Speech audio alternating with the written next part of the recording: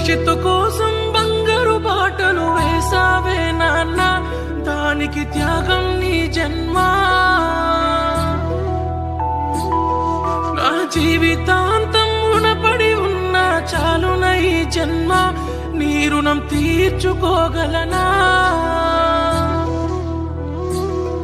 నా భవిష్యత్తు కోసం బంగారు బాటలు వేసావే నాన్న, దానికి త్యాగం